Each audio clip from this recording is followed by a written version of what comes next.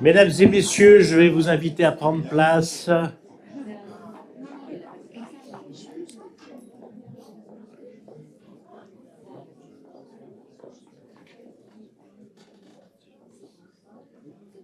Je vais demander à notre Benjamin d'officier.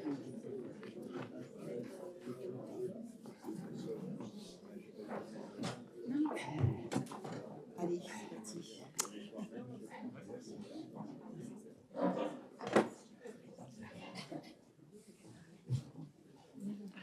Monsieur Griffon, je vais vous demander de faire l'appel. Voilà, c'est bon, le micro fonctionne. Merci, Monsieur le Président. Bonjour à toutes et à tous. Conseil départemental du Rhône, séance du 14 octobre 2025.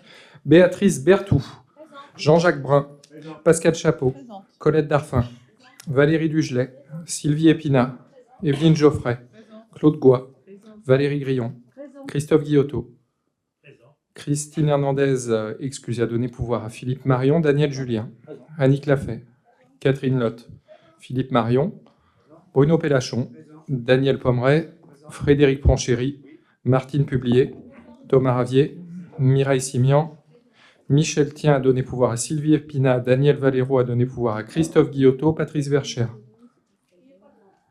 Je l'ai vu, Christian Vivier-Merle. Présent. Voilà pour l'appel, Monsieur le Président.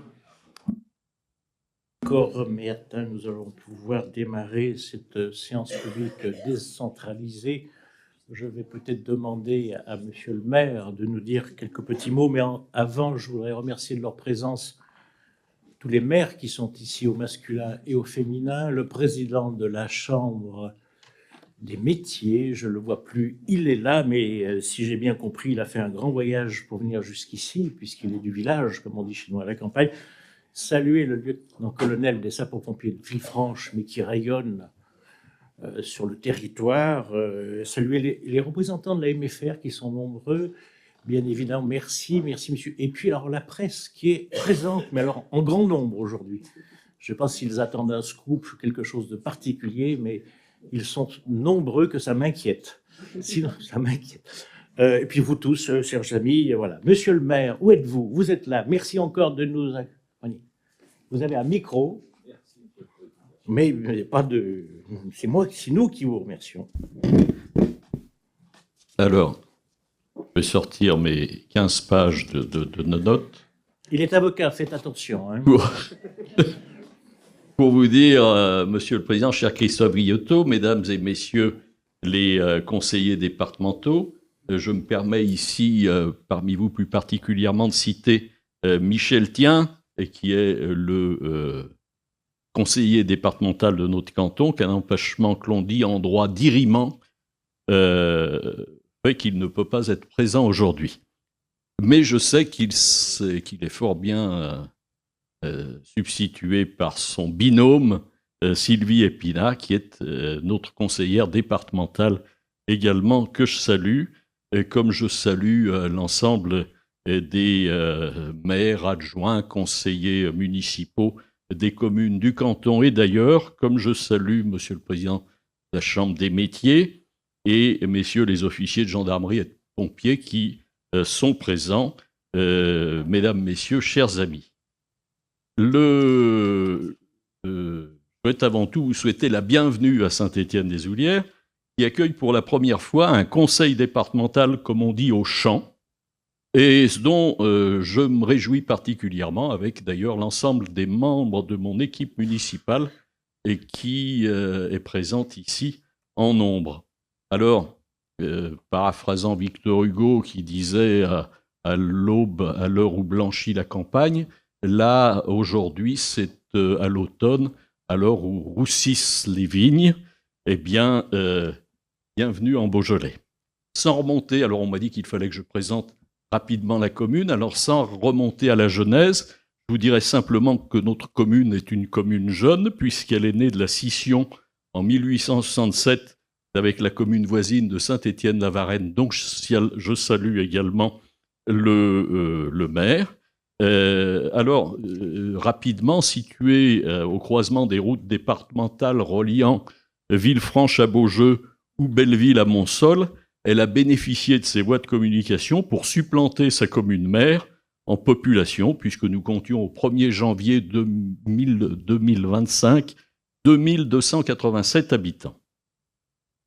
Sur ces presque 1000 hectares de superficie, il ne vous aura pas échappé qu'elle est couverte principalement de vignes. Elle est située en appellation Beaujolais Village principalement et Beaujolais pour partie.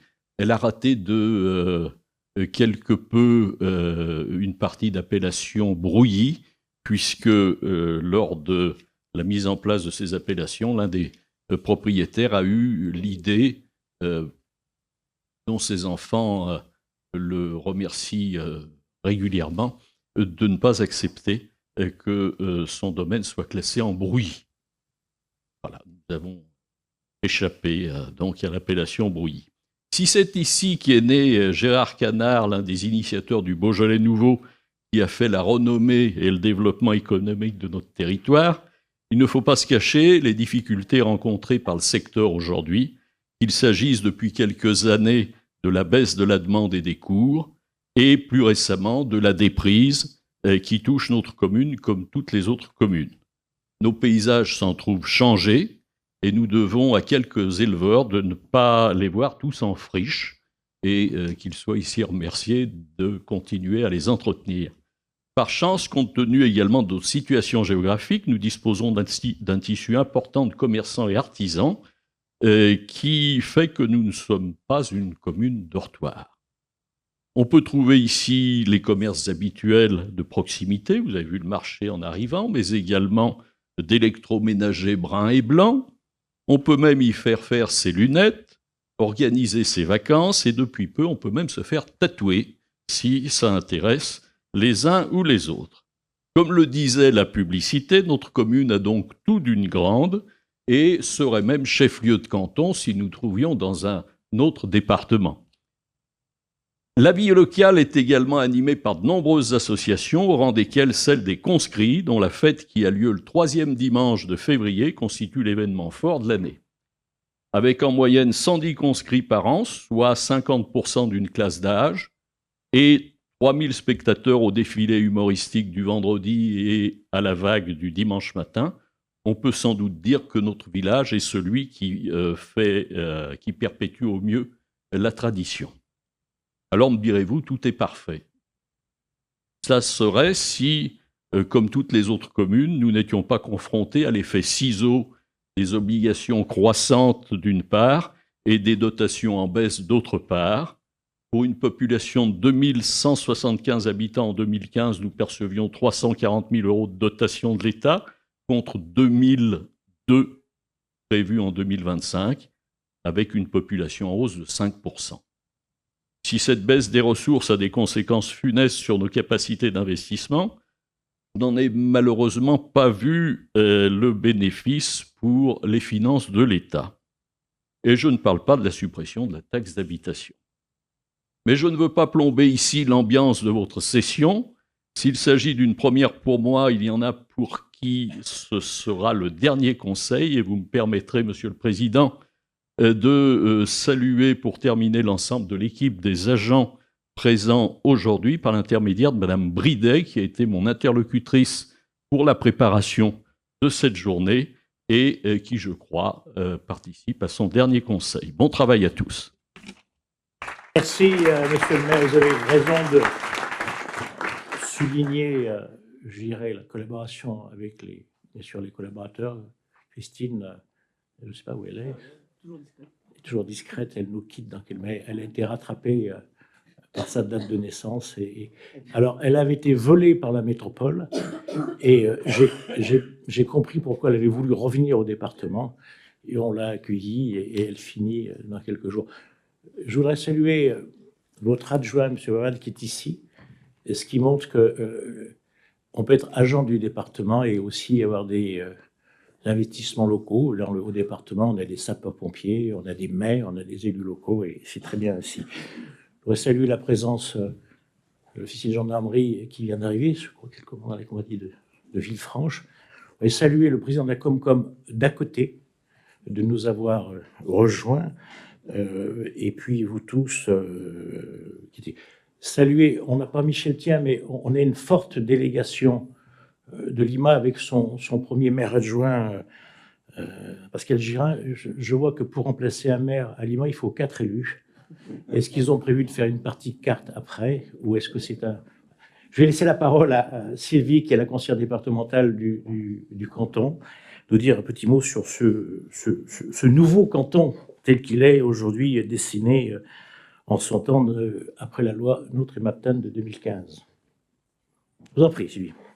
Monsieur le Président, Mesdames et Messieurs, dans vos grades et qualités, Mesdames et Messieurs, chers élus, chers collègues, Mesdames et Messieurs, vous êtes venus nombreux aujourd'hui assister à notre séance décentralisée sur le canton de Glazé, et l'on ne peut que s'en réjouir. Cela montre l'intérêt que vous portez aux actions du département du Rhône. Permettez-moi tout d'abord d'excuser mon binôme Michel Tien, qui ne peut être présent parmi nous, et par conséquent, ce n'est que d'une seule voix que je vais vous présenter notre canton. Comme nous avons toujours plaisir à le dire, les cantons du Rhône sont très beaux, et celui de Glazé n'échappe pas à la règle.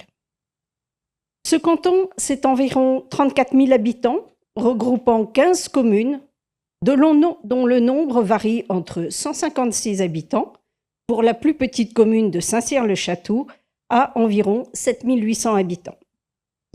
Parmi ces communes, vous connaissez sans doute cette commune au nom burlesque de Clochemerle, qui attire de très nombreux touristes. Les communes sont semi-urbaines, mais principalement rurales, réparties sur 2 intercommunalités, l'agglomération de Villefranche et la communauté de communes Saône-Beaujolais. Notre canton accueille environ 1400 élèves, répartis à présent sur 3 collèges. Le collège de Boisfranc à Saint-Georges-de-Renins, qui fera prochainement l'objet de rénovation énergétique, le collège Maurice Utrio, qui a été rénové tout récemment avec sa nouvelle SECPA et sa cuisine centrale, et le tout nouveau collège Jacques Chirac que nous avons inauguré en septembre dernier à Lima. Pour les seniors ne pouvant plus rester à domicile, notre territoire permet de les accueillir dans 4 établissements d'hébergement pour personnes âgées, les EHPAD. Un espace de vie pour les aidants et les personnes atteintes d'Alzheimer complète l'offre d'accompagnement de santé autour de l'hôpital Nord-Ouest, la clinique d'Arnas et la maison du Petit Monde. Pour les plus fragiles, celles et ceux dont le parcours de vie a été difficile, il y a l'Oasis, bien connu sur notre canton, destinée aux hommes, et une toute nouvelle maison d'accueil pour les femmes, l'Oasienne, a pu être ouverte sur la commune d'Arnas, soutenue financièrement par le département. Ce territoire, c'est également de nombreuses richesses patrimoniales, avec le prieuré et le musée de Salles-Arbuissonnat en Beaujolais, le musée Claude Bernard à Saint-Julien, la chapelle de Saint-Bonnet à Montmlat. Ce patrimoine, vous l'avez compris, nécessite un soin particulier pour les restaurations et de plus en plus de chapelles et d'églises sur nos communes nécessitent également un entretien. Notre territoire rural et nos espaces agricoles sont faits principalement de viticulture et de maraîchage, ce qui permet de déguster d'excellents mets et vins et de mettre à l'honneur plusieurs d'entre eux lors de notre cérémonie des talents du Rhône. Au niveau environnemental, le Val-de-Saône possède des espaces naturels sensibles, le long de la Saône, dont l'une des plus vastes zones humides préservées du Rhône avec les prairies du Marais de Boitré. La sécurité nous concerne tous et je tiens à saluer les agents du Centre technique départemental de Glazé qui assurent la sécurité sur nos routes départementales. Mais il n'y a pas qu'eux qui assurent notre sécurité. Il y a également la caserne des pompiers des Briades de Blacé. Et les pompiers du SDIMIS sont très actifs sur notre territoire pour effectuer la formation auprès des jeunes JSP, car ils sont nombreux à vouloir intégrer les équipes des JSP de Blacé et les JSP de Ludna. La culture est bien présente aussi, avec les nombreuses bibliothèques municipales de nos communes qui bénéficient de l'accompagnement de la médiathèque départementale et des formations pour les bénévoles permettant les animations pour les jeunes lecteurs. La musique attire aussi de futurs talents grâce au dynamisme de 2 écoles de musique, celle de Saint-Étienne-des-Ouillères et de Saint-Georges-de-Renens, avec chaque année de nombreux élèves musiciens qui bénéficient du soutien départemental dans le cadre de l'aide aux écoles de musique. Les chorales et les festivals animent notre territoire avec des balades et des soirées musicales. Et prochainement, le festival Beaujeu-Fest que le département soutient. Ce spectacle, ouvert au plus grand nombre, réunira toutes les générations. Le canton permet également des activités sportives très variées, en pleine nature, avec l'Ultra Beaujolais Village Trail, qui vient d'accueillir de nombreux coureurs, et d'autres activités comme l'escalade, le club vertige, le motoball, le cyclisme avec le Tour du Beaujolais, et la randonnée avec les itinéraires du PDIPR.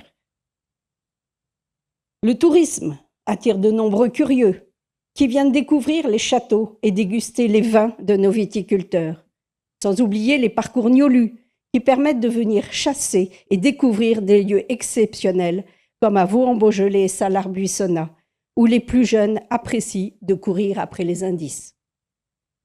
Je vous invite aussi à découvrir le Sentier de la Mémoire à Salars-Buissonnat, inauguré en juin dernier, qui retrace le parcours d'un couple d'instituteurs ayant sauvé les enfants juifs. C'est un travail remarquable, effectué par des jeunes collégiens dans le cadre de la colonie du Petit Reporter proposée par le département, qui a permis de belles rencontres avec les anciens et de réaliser un film avec des témoignages très émouvants. Je terminerai mes propos en évoquant les projets communaux. Nos plus petites communes ont besoin de l'aide du département pour réaliser leurs projets communaux, que nous évoquons lors de nos échanges avec les maires.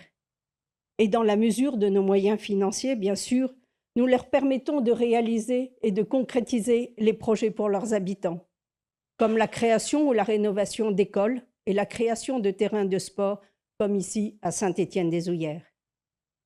L'agence technique départementale est largement appréciée par les petites communes, qui n'hésitent pas à les solliciter dans l'accompagnement de leurs projets municipaux, d'aménagement de sécurité routière ou de réhabilitation, de rénovation de bâtiments communaux, dans les missions d'assistance à maîtrise d'ouvrage, de conseil ou de maîtrise d'œuvre. Les communes bénéficient également de financements du département dans le cadre du pacte Rhône avec les EPCI, comme l'aménagement du quartier de la gare de Saint-Georges, de Renens, ou la prochaine création d'un établissement d'accueil petite enfance à Blessé. Voilà, Monsieur le Président, chers collègues, la présentation carte postale du canton qui vous accueille aujourd'hui.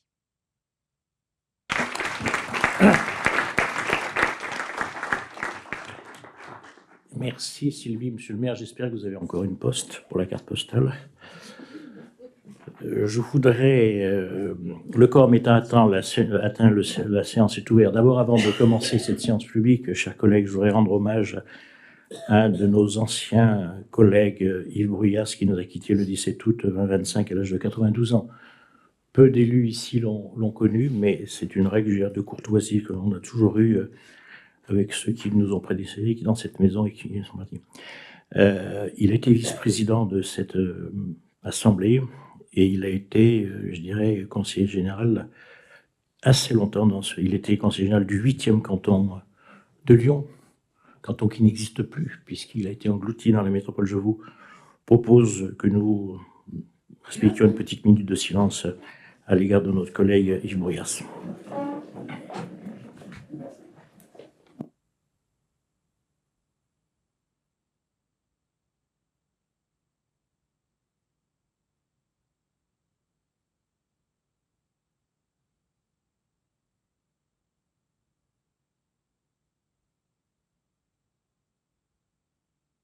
Merci.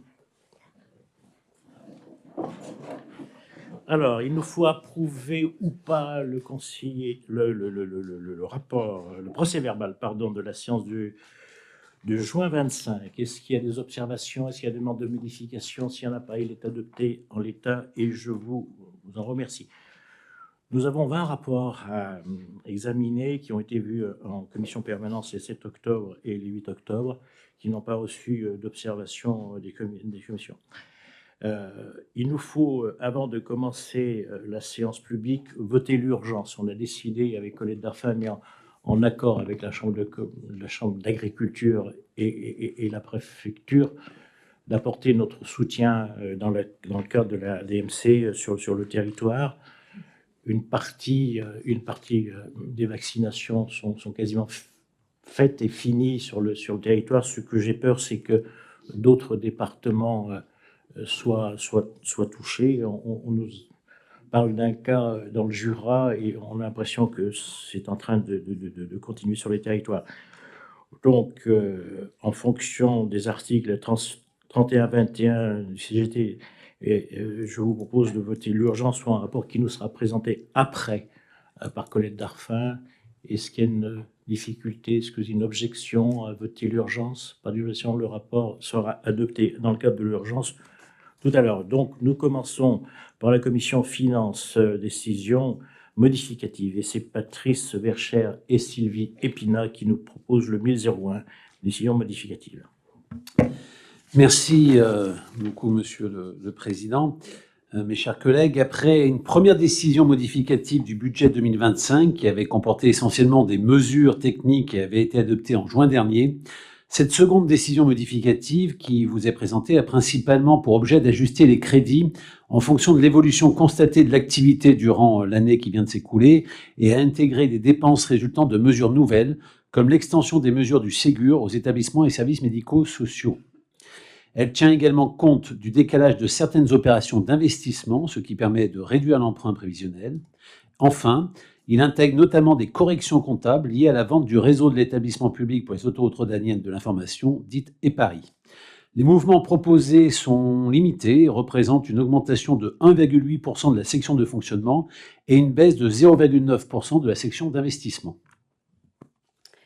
Je vous propose de regarder tout d'abord les évolutions dans la section de fonctionnement. Les dépenses augmentent de 9,1 millions d'euros. 3 politiques sont principalement à l'origine de cette hausse. Tout d'abord, la politique d'aide sociale à l'enfance, avec une augmentation de 2,3 millions d'euros, dont 1,7 million en raison de l'évolution de l'activité, et de 600 000 euros au titre de l'extension du Ségur aux établissements sociaux et médico-sociaux. Ensuite, la politique autonomie, avec une hausse des dépenses de 1,7 million d'euros, dont 1,2 million d'euros du fait de l'application du Ségur aux établissements sociaux et médico-sociaux. Enfin, la politique ressources, avec une augmentation des dépenses de 4,6 millions d'euros du fait de différentes écritures comptables, dont 2,7 millions d'euros en raison des écritures de finalisation de la cession du réseau de l'EPARI, 700 000 euros pour l'annulation d'un titre lié aux écritures de l'EPARI, ainsi que des écritures nécessaires pour les dotations aux provisions et dépréciations. Les recettes de fonctionnement augmentent également de 9,1 millions d'euros. Des recettes supplémentaires sont enregistrées dans le champ de la politique autonomie, à hauteur de 3 millions d'euros, dont 600 000 euros au titre de la compensation partielle apportée par la CNSA pour la mise en œuvre de l'extension du Ségur aux établissements sociaux et médico-sociaux. La CNSA ne couvrira en effet que 50% des dépenses, le reste étant à la charge de notre collectivité. Enfin, une hausse de 4,6 millions d'euros des ressources est constatée, au titre de recettes supplémentaires qui ont été notifiées au cours de l'année et d'une inscription supplémentaire des produits pour tenir compte de la dynamique de la TESCA, 700 000 euros, et des DMTO, 2,2 millions d'euros. Nous vous proposons maintenant d'aborder la section d'investissement. Les crédits ont été ajustés afin de tenir compte du rythme de réalisation des projets. Les dépenses d'investissement diminuent ainsi de 1,6 million d'euros, dont 0,900 000 euros dans le périmètre des collèges et 600 000 euros sur l'opération JB Martin de Tarare qui accueillera la MDR et la médiathèque départementale. La décision modificative est également l'occasion d'actualiser la programmation des autorisations d'engagement et des autorisations de programme qui sont nos autorisations pluriannuelles. Notre stock d'autorisation de programme atteint ainsi 459,9 millions d'euros. Le nombre d'années nécessaires pour apurer les AP ouvertes est de 5 ans, ce qui reste inférieur au seuil de 7 ans inscrit dans nos lignes directrices de gestion. Des recettes supplémentaires correspondant à l'obtention de subventions, par exemple, peuvent être inscrites en section d'investissement. Ces recettes, ainsi que l'écriture de 2,7 millions d'euros liés à la cession du réseau de l'EPARI, permettent ainsi de réduire le montant de l'emprunt d'équilibre de 5,1 millions d'euros. En synthèse, mes chers collègues, cette décision modificative propose d'augmenter de 11,8 millions d'euros nos dépenses et nos recettes de fonctionnement, étant précisé que 5,4 millions correspondent aux opérations de l'EPARI. La section d'investissement augmente, elle, de 1,1 million d'euros, ce qui représente en réalité une baisse de 1,6 million d'euros si l'on écarte les opérations liées à l'EPARI. Nous vous proposons donc, avec Sylvie Pinat, d'approuver ces évolutions de crédit apportées au budget principal pour 2025, Monsieur le Président. Merci, messieurs les rapporteurs. Est-ce qu'il y a des demandes d'intervention? Pas de demandes d'intervention. Ce que je peux dire, c'est qu'on a eu une construction d'un budget 2025 qui était compliqué, mais je suis assez inquiet pour la construction du budget 26. Pour plusieurs raisons. On escomptait des DMTO qui ne sont pas forcément au rendez-vous, et le contexte politique fait que les primo-accédants se trouvent aujourd'hui pénalisés par un taux bancaire qui est élevé et qui les pénalise. Et on a une demande dans les prestations sociales, notamment plus pertinentes sur l'enfance, qui sont en explosion, ce qui fait que le social, même si c'est une attribution régalienne des départements, et je vous signale que depuis hier, on a appris que nos collègues de la Gironde étaient quasiment en cessation de paiement, et je pense qu'il y a tout un tas d'autres départements qui vont suivre. 50% des départements sont quasiment à la limite du rouge. Voilà. Je mets le rapport aux voix, pas d'abstention, pas de vote contre, adopté, l'unité, je vous en remercie. C'est le 1002, c'est Patrice Verchères et toujours Sylvie Pinat. Alors, ce sera que Patrice Verchères sur cette décision modificative numéro 2. C'est le budget annexe de l'Agence technique du département du Rhône. Elle permet d'intégrer cette décision modificative des dépenses supplémentaires imprévues liées au remboursement d'un trop perçu d'une subvention versée par l'Agence de l'eau Loire-Bretagne en 2024 à hauteur de 10 142,74 €. Et cette dépense supplémentaire sera compensée par des moindres dépenses sur les fournitures, moins de 2 000 € et de nouvelles recettes de l'Agence de l'eau Rhône-Méditerranée-Corse de plus de 8 142,74 €. Ces inscriptions permettent ainsi d'équilibrer la section de fonctionnement de ce budget annexe ATDR. Il vous est donc proposé d'approuver ces modifications de crédit. Pas de demande d'intervention, je mets à voix, pas de vote contre, pas d'abstention, est adopté à l'unité. Et nous passons au 03, c'est Sylvie Pinat, et on aura des préconisations de déport. Chers collègues, ce rapport est relatif à l'appel à projet 2025 des garanties d'emprunt en faveur du logement social. Il fixe le montant de l'encours d'emprunt pouvant être garanti par le département pour l'année 2025 au profit des acteurs du logement social et de sélectionner les demandes de garantie d'emprunt à satisfaire. Le montant de l'enveloppe de l'APR 2025 est calculé en fonction du montant de l'amortissement du capital garanti inscrit au budget 2024, soit 19 700 000 €, mais aussi du montant des opérations retenues lors des précédents appels à projets et qui ont été abandonnés par les bailleurs, soit 2,5 millions d'euros. Au total, l'enveloppe 2025 se monte à 22 216 000 €. Ce montant est réparti en 2 enveloppes successives afin de répondre aux demandes de Deux Fleuves Rhône Habitat, tout d'abord, puis aux autres bailleurs. Un comité d'engagement a procédé à la répartition des enveloppes proposées par rapport aux demandes reçues. Les 61 demandes des bailleurs portaient sur 876 logements, correspondant à un montant à garantir de 31,8 millions d'euros, dont 482 logements pour Deux Fleuves Rhône Habitat, représentant 11,4 millions d'euros. La répartition des 10,7 millions d'euros de la seconde enveloppe se fait ensuite sur la base des critères suivants: localisation ou non dans une commune carencée, réhabilitation ou non de logement, notation sociale du prêt et coût de construction pour les acquisitions en VFA. Au total, l'appel à projet 2025 retiendrait 46 demandes de bailleurs, permettrait la réalisation de 729 logements pour un accroissement de l'encours garanti du département de 22 150 000 €. Voilà, Président, chers collègues, le rapport sur lequel nous devons nous prononcer. Alors, je vais laisser la parole à Colette Darphin parce qu'il y a un déport de moi-même, de Mme Simian, de M. Pélachon, de Mme Lafay, de M. Ponchéry, de Mme Grillon, de Mme Chapeau. Heureusement qu'on a une forme de majorité solide, parce qu'autrement, je ne sais pas comment on pourrait voter. Donc, je vais laisser la parole à ma première vice-présidente, parce que je ne suis plus là. Pour mettre au voie ce rapport, tout à fait. Donc, qui s'abstient, qui est contre? Rapport adopté à l'unanimité, Président. Merci. Un mot aux maires qui sont ici. Vous voyez que quand vous construisez des logements sociaux sur vos territoires, on est derrière. On vous accompagne, même si ça paraît pour certains pas quelque chose d'évident, quel que soit le bailleur que vous preniez, que ce soit un bailleur privé, parce qu'il n'y a qu'un bailleur public, c'est ex-opaque de Fleuve aujourd'hui, mais les bailleurs privés qui sont... Alors, si on n'était pas là en termes je dirais, de garantie d'emprunt, eh ben le coût de l'opération serait bien plus cher parce qu'ils iraient chercher le cautionnement à la CDC et qu'ils leur factureraient. Voilà. Alors, le 004, qui est-ce qui le prend? C'est Martine Pubier, non? C'est ça, non? Ah, c'est moi. Alors, nous avons Martine Pubier qui sera la Fondation Renou. Nous avons la commission locale de l'eau, SAGE, Isran Garance et Daniel Julien, ce qui est bien légitime.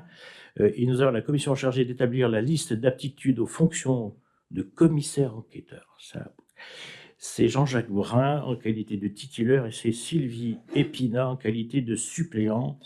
Et ces propositions ont été adoptées par la conférence des présidents. Je le mets aux voix, pas d'abstention, pas de vote contre. Ils sont adoptés, c'est le 2001. Et là, c'est M. Marion qui est où, M. Marion? Il est ici présent. Je vous en prie, monsieur le conseiller départemental. Merci, Monsieur le Président, chers collègues. Donc, nous allons parler des collèges et des dotations de fonctionnement et autres dotations. Donc, comme vous le savez, l'éducation est une compétence obligatoire majeure des départements et nous sommes tenus légalement de prendre en charge les dépenses de fonctionnement des collèges publics et privés. Ce rapport a donc pour objet de présenter les différentes dotations à destination des collèges publics et privés du territoire pour l'année 2026 pour un montant total de 9,3 millions d'euros. Concernant les collèges publics, en prenant en compte les contraintes financières de la collectivité et la légère diminution des effectifs, la dotation de fonctionnement au collège public a été repensée pour optimiser les dépenses de la collectivité. D'une part, en reconduisant la part de viabilisation de 2025, majorée de 3% pour 2026. La viabilisation concerne les dépenses de fluides telles que l'eau, l'électricité, le gaz, le chauffage, qui restent élevés dans les collèges malgré une légère désinflation du prix de l'énergie. D'autre part, en écrêtant les dotations de 3 collèges ayant des fonds de roulement supérieurs à 90 jours. Pour rappel, nous avions acté l'année dernière que les fonds de roulement devaient se situer entre 40 et 90 jours. Enfin, en réduisant la part fixe entretien du fait de la reprise par le département des contrats de maintenance téléphonique. Ainsi, la dotation globale 2026 pour les collèges publics a été maîtrisée à hauteur de 3,74 millions d'euros en légère baisse par rapport à 2025. Concernant les collèges privés, pour les collèges privés, le calcul de la dotation de fonctionnement est différent, mais a aussi été optimisé. En effet, le département verse 2 contributions distinctes aux 19 collèges privés sous contrat, ce que l'on appelle d'une part le forfait d'externat par matériel et d'autre part la part personnelle. Le montant total de ces 2 dotations de fonctionnement est estimé à 5,1 millions d'euros, sensiblement proche du montant de 2025, sous réserve bien sûr des effectifs des élèves réels communiqués par l'Éducation nationale. Concernant les autres dotations, nous avons plusieurs dotations à destination des collèges. Les dotations au collège public pour l'année scolaire 2025-2026 pour les transports des élèves vers les sites sportifs et les piscines pour un montant de 260 000 euros. Deuxièmement, l'attribution pour l'année scolaire 2025-2026 des subventions actions éducatives pour un montant maximum de 100 000 euros. Troisième point, le versement d'une avance sur trésorerie au collège Maurice Utrio pour le fonctionnement de la cuisine centrale à hauteur de 20 000 euros.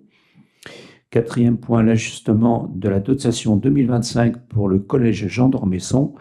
Et pour conclure, l'attribution de subventions exceptionnelles au titre du fonds de soutien viabilisation pour 9 collèges qui se trouvent à jour avec un fonds de roulement inférieur à 40 jours et ont des difficultés à honorer leurs factures énergétiques. Le montant est de 68 400 euros. Vous êtes donc invité, chers collègues, Monsieur le Président, à délibérer sur l'ensemble de ces propositions. Est-ce qu'il y a une demande d'intervention? S'il n'y a pas de demande d'intervention, je mets au voie, pas de vote contre, pas d'abstention, est adopté à l'unanimité. Je voudrais peut-être dire un mot. Notre collègue Thomas Ravier est parti, il s'est absenté parce qu'il y a un incendie important sur sa commune. Alors, c'est Madame Berthoud qui prend la suite pour le 2002. Oui, merci Monsieur le Président, chers collègues. Donc ce rapport concerne le sport et l'aide du département auprès des acteurs du mouvement sportif du Rhône. Donc il propose l'attribution de subventions pour les manifestations sportives d'envergure nationale du territoire et aussi l'aide à l'achat d'équipements sportifs pour les associations sportives locales. C'est un rapport qui coûte donc qui a une incidence financière de 79 400 euros. Voilà, donc 75 000 en investissement que je vous présenterai ensuite et 4 400 en fonctionnement pour 2 trails. La plus grande course d'orientation de France d'une journée pour la 27e édition de la Rhône Orientation à Lamure-sur-Azergue cette année. Elle aura lieu le 23 novembre 2025. C'est la plus importante manifestation d'orientation en France avec plus de 1500 participants qui viennent de plusieurs départements. Donc cette manifestation est aidée à hauteur de 2 000 euros. Et le challenge, l'autre aide est celle du challenge de trail sur tout le territoire rhodanien. C'est le département, là pour le coup, qui organise avec le comité d'athlétisme Rhône Métropole un challenge Athlé Nature Rhône qui permet de mettre en avant donc, le département et la pratique des trails. Et là, c'est une aide à hauteur de 2 400 euros.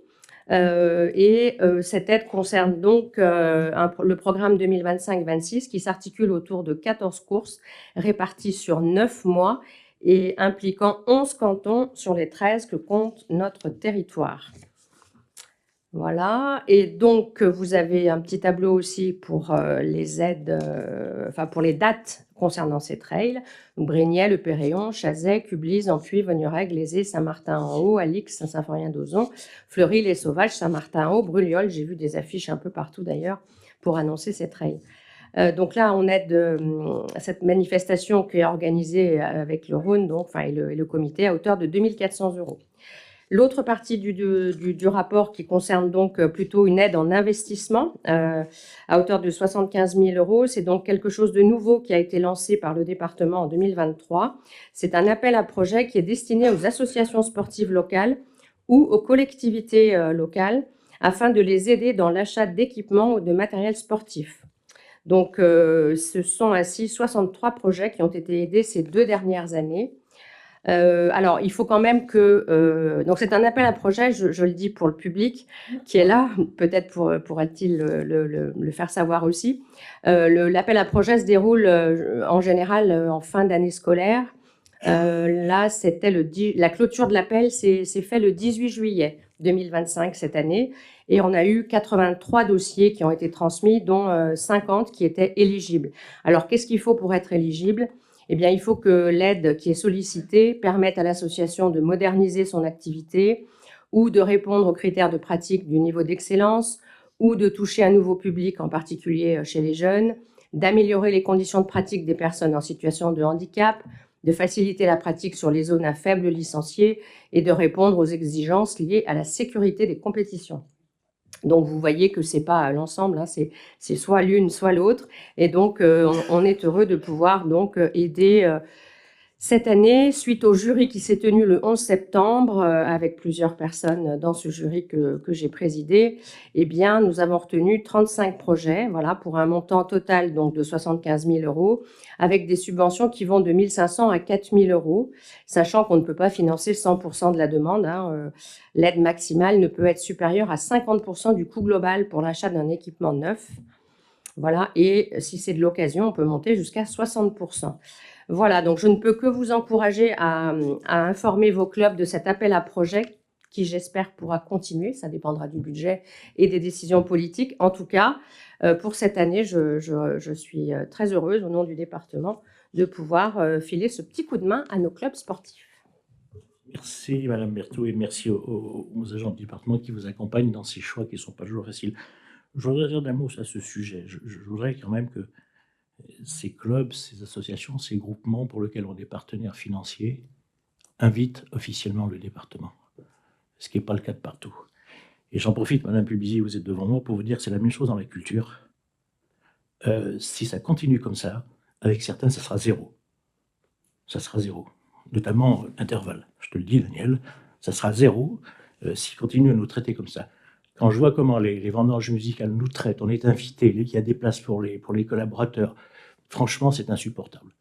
L'argent du département, c'est pas notre argent, c'est l'argent du contribuable. Il faut au moins respecter ceux qui vous le donnent. Voilà. Et il n'y a pas que chez toi, hein, il y a ailleurs. Hein. Bon, c'est insupportable. Je sais que c'est la dernière année. Parce que ça relève d'une personne qui considère qu'on est des crétins payeurs. C'est insupportable. Voilà. Maintenant que j'ai lâché ma bile, on peut voter ce rapport. Je vous propose de le mettre au voie, pas d'abstention, pas de vote contre, il est adopté à l'unanimité. Et c'est Madame Darphin qui nous fait le rapport suivant, le 03. Maison familiale. Pardon. Ce rapport propose l'attribution de 2 subventions d'investissement à des maisons familiales pour adapter leur formation aux enjeux actuels des entreprises agricoles. Une subvention de 30 000 € à la MFR de Anse pour l'aide à l'acquisition d'un tracteur permettant la réalisation de travaux de renaturation ou des interventions en milieu naturel, ainsi qu'une subvention de 60 000 € à la MFR de Saint-Laurent-de-Chamousset pour l'aide à l'acquisition d'un simulateur de conduite d'engins agricoles. Ces acquisitions permettront aux 2 MFR d'adapter et de moderniser le matériel pédagogique mis à la disposition des jeunes accueillis afin de renforcer la pertinence des apprentissages aux besoins des entreprises et des exploitations agricoles. Tout bon.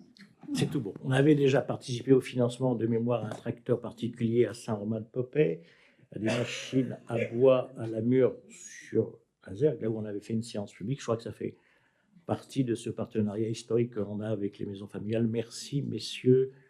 Parce que tous ces jeunes qui vont dans les MFR, ce sont des jeunes qui sont ou dans la filière de la profession du père, notamment comme l'agriculture, et encore que, il y a aussi des hors-cadres maintenant, voilà. Mais c'est une forme d'apprentissage, je dirais, de grande qualité. On a inauguré vendredi la Maison des Compagnons, où il y a des jeunes qui sortent des MFR, qui vont après jusqu'à meilleur ouvrier de France, et ça fait partie de ce qu'on accompagne, nous, bien sûr, dans l'enseignement privé, que certains considèrent que ça ne devrait pas exister, mais heureusement qu'il y a l'enseignement privé pour aller apporter son soutien à certains jeunes qui ne sont pas en capacité d'être, je dirais, dans un enseignement classique dit général. Voilà. Mais je crois que c'est l'honneur du département, qui n'est pas le cas de tous les départements de France, d'accompagner les maisons familiales. Je vous mets, alors vous inviterez à faire un tour du simulateur, madame. Tout à fait. Voilà. On ira tous les deux. Comme en politique, il y a beaucoup de simulateurs, on pourra peut-être se perfectionner. Merci, je mets le rapport aux voix, pas d'abstention, pas de vote contre, il est adopté à l'unanimité. Et je suis au rapport suivant, s'il devrait être présenté par Madame Publier, c'est ça? Merci, Monsieur le Président. Les archives départementales, et je remercie le directeur des archives départementales d'être ici. Très belle exposition en ce moment, ceux qui ne la connaissent pas, sur le droit de vote des femmes, et sur le parcours des femmes. Et j'ai appris hier soir que les femmes ont eu le droit d'avoir un chéquier qu'en 1965. On est d'accord? Bon. Messieurs, faites attention. Du chemin parcouru. Ce rapport donc, a pour objet de présenter le projet scientifique et culturel des archives départementales et métropolitaines pour la période 2025-2029. Ce rapport est sans incidence financière. Extraordinaire, Madame Publier. Ah, regardez donc, c'est pour ça. Qu'on vous a rajouté tout à l'heure. Le projet scientifique et culturel des archives se développe autour de 4 axes stratégiques: le rattrapage des arriérés de classement, la qualité de la collecte, la prise en compte du développement de la production numérique et le service aux usagers. Ce nouveau projet reste dans la continuité des précédents, mais il s'inscrit dans un contexte de contraintes budgétaires imposant de déterminer des priorités strictes et de privilégier les compétences obligatoires. Cette contrainte est une opportunité pour aller plus en profondeur sur l'essentiel. Le dispositif consacré à l'archivage nativement numérique est une des priorités. Et puis enfin, le public qui est au cœur de ce projet, avec une volonté de publier rapidement les inventaires, une attention portée toujours aux archives numériques. Ce souci du public dont l'accès des documents avec une priorité aux chercheurs, mais également sa valorisation. Sa valorisation, on a l'habitude avec toutes les expositions. L'exposition annuelle qui est dans notre lingot d'or aux archives sur Lyon est traduite avec une exposition itinérante sur le territoire. Il y a vraiment un objectif spécifique au public les plus éloignés de Lyon. Vous êtes invités à délibérer. Attention, pas de vote contre, ce rapport est adopté à l'unité, je vous en prie. Alors, nous arrivons dans la commission politique territoriale au rapport 3008, politique agricole, c'est ce pourquoi nous avons voté l'urgence tout à l'heure. Je vais laisser Colette Darphin le présenter, et puis après peut-être ça sera ouvert à l'expression de certains qui sont directement concernés sur leur territoire par cette, ce que je qualifie de catastrophe. Gageons que ça ne s'étend pas à beaucoup d'autres départements. On vient de signaler un cas dans le Jura. L'Espagne vient d'avoir un cas et se murmure d'un cas qui pourrait être dans un autre département assez limitrophe. La dermatose nodulaire contagieuse, un terme inconnu jusqu'à cet été. Maladie virale émergente de catégorie A, la plus haute catégorie de préoccupation en termes sanitaires, qui fait partie des 5 maladies réglementées au niveau européen. Maladie virale qui n'affecte que les bovins avec une période d'incubation de 28 jours et se traduit par de la fièvre, des ganglions lymphatiques, des lésions nodulaires disséminées sur le corps de l'animal et des pertes de production importantes. Le virus se transmet principalement par des insectes piqueurs et n'est pas transmissible à l'homme. Il n'y a donc aucun risque sur la santé humaine. Il n'existe aucun traitement contre la DNC.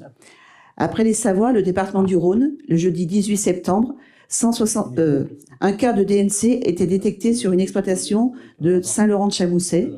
Un protocole d'intervention a été mis en place rapidement, reposant sur le dépeuplement du foyer dès le samedi 20 septembre. 171 animaux ont été abattus. La limitation des mouvements d'animaux sur 3 zones, le cœur de zone sur un rayon de 5 km, une zone de protection à 20 km et une zone de surveillance sur un rayon de 30 km. Ces zones impactent pratiquement tout le département du Rhône et s'étalent sur la Loire, l'Ain et l'Isère. Et puis, le dernier point, c'est la vaccination obligatoire, soit près de 370 000 bovins. À ce jour, 80% des animaux sont vaccinés. Vaccination totalement prise en charge par l'État.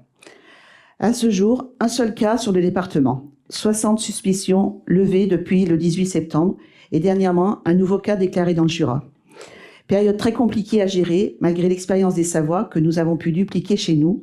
Forte inquiétude, car la maladie est peu connue, difficilement maîtrisable. Mais je voudrais saluer et remercier la profession et toutes les organisations agricoles, l'État, la DDPP et les vétérinaires pour l'organisation, la réactivité, la communication et l'élan de solidarité sur tout le département qui ont permis en quelques jours la mise en place d'une machine infernale pour agir plus vite que la maladie et soutenir les filières laitières et allaitantes. Nos agriculteurs, malgré les craintes d'avenir sur leur métier, ont tous relevé la tête pour protéger leurs animaux, pour demain, pour poursuivre leur mission demain, de nourrir la population avec une alimentation saine et de proximité. Nous pouvons les saluer pour leur courage et leur envie de continuer.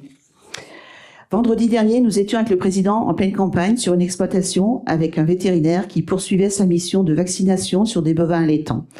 La peur, l'inquiétude, les questions sur les phases de l'après, à court et moyen terme. Comment va-t-on en sortir de cette crise sanitaire? L'état du bétail, la commercialisation, autant de questions que de sujets encore à traiter. C'est pourquoi je vous présente ce rapport ce matin. Le département du Rhône a toujours été partenaire du monde agricole et sensible aux difficultés. Et nous souhaitons répondre présent en débloquant une enveloppe de 25 000 € pour l'acquisition de moyens matériels adapté à la lutte contre la DNC pour l'acquisition de 4 cages de contention.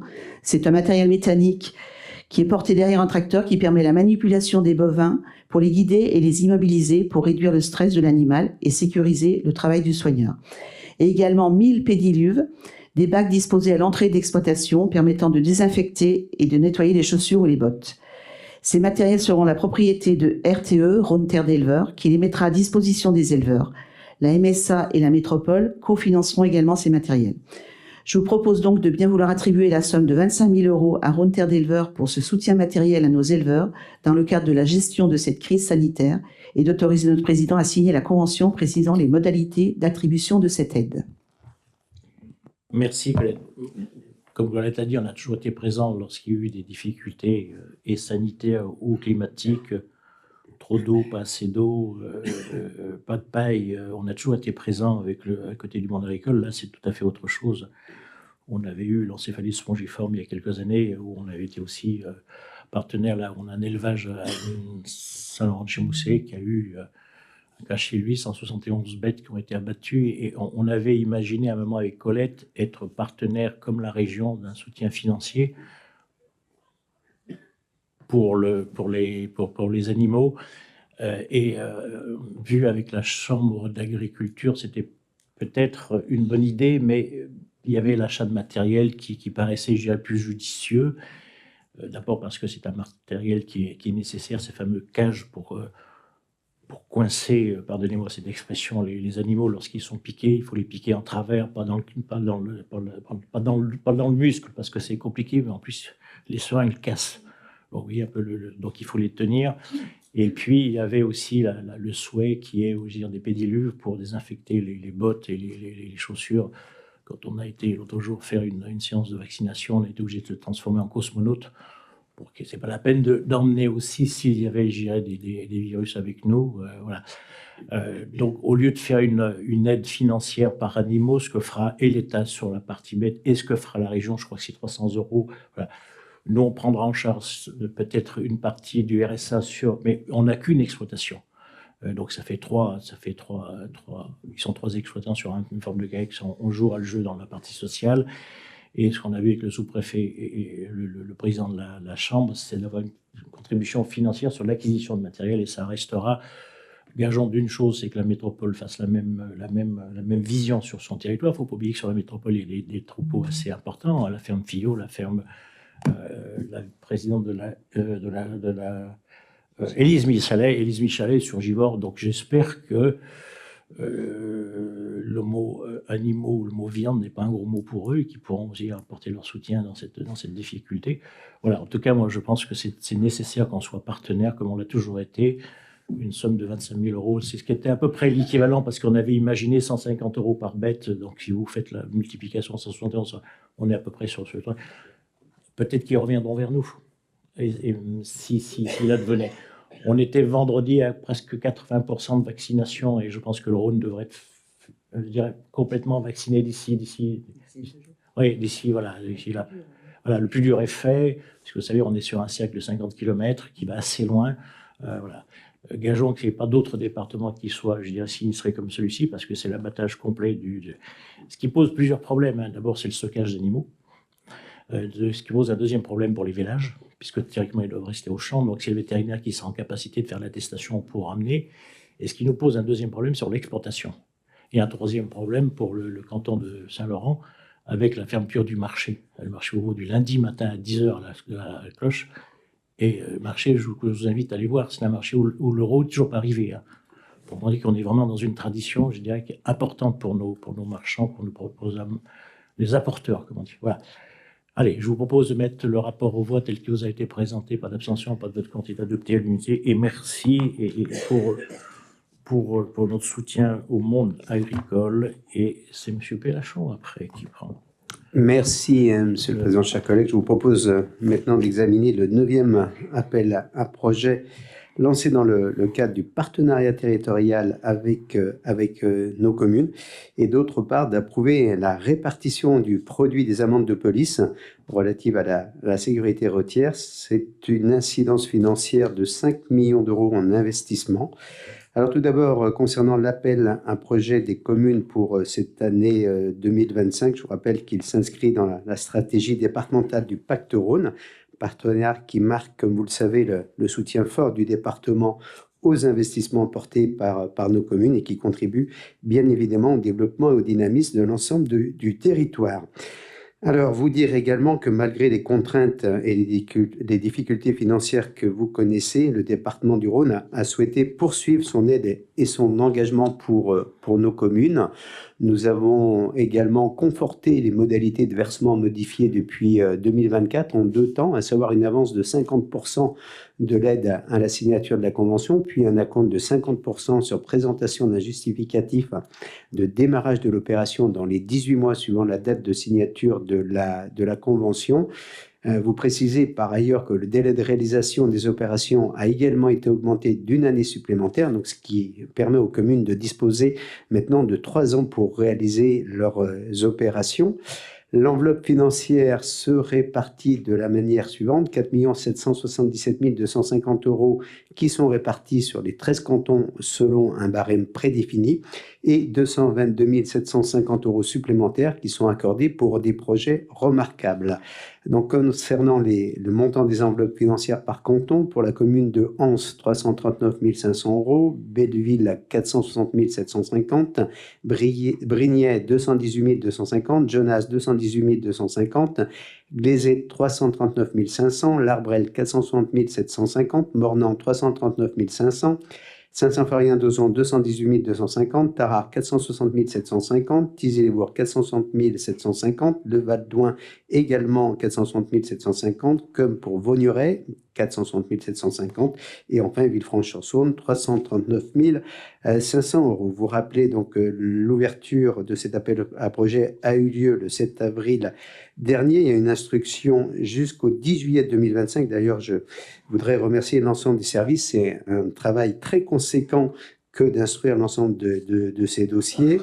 Ces dossiers ont été remis aux conseillers départementaux pour avis avant que le comité d'engagement se réunisse le 23 septembre pour la validation des dossiers.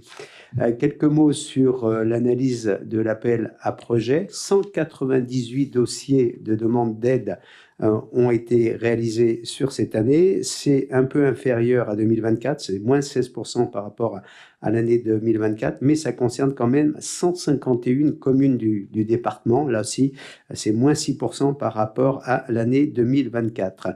161 dossiers ont été retenus lors du comité d'engagement. Le montant total des projets d'investissement s'élève à 65 millions d'euros d'investissement. Le comité d'engagement a souhaité valoriser particulièrement les projets de rénovation d'églises, les équipements sportifs liés au plan Collège Neuf, les projets favorisant les espaces plurifonctionnels en faveur de la cohésion sociale et le soutien continu du département aux maisons médicales et à l'aménagement des centres-bourgs est également une réalité. Concernant les répartitions par canton.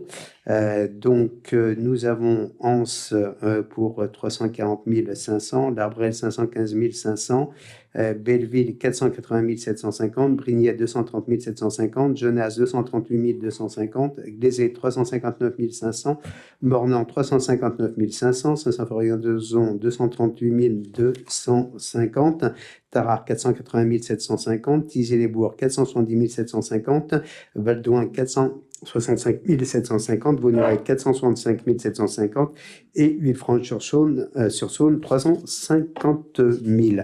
Voilà, vous avez ensuite sur votre rapport la répartition par thématique des dossiers et on s'aperçoit effectivement que souvent les demandes sont faites pour les travaux dans les écoles et pour les aménagements dans les centres-bourgs. Voilà pour l'appel à projet. Maintenant, concernant la répartition du produit des amendes de police. Vous savez que l'État verse aux communes et à leurs groupements une partie du produit recouvré des amendes de police relatives à la circulation routière en proportion donc des amendes dressées sur le territoire. Et ça concerne les communes et groupements de communes de moins de 10 000 habitants. Et c'est les conseils départementaux qui établissent la liste des bénéficiaires et qui fixent le montant des attributions. Cette année, donc, le montant de l'enveloppe s'établit à 1 398 452. C'est une baisse de moins 3,5% par rapport à l'an dernier. Et les opérations proposées doivent répondre aux dispositions donc, de l'article R 234-12 du Code général des collectivités, prenant en compte prioritairement les enjeux de sécurité routière.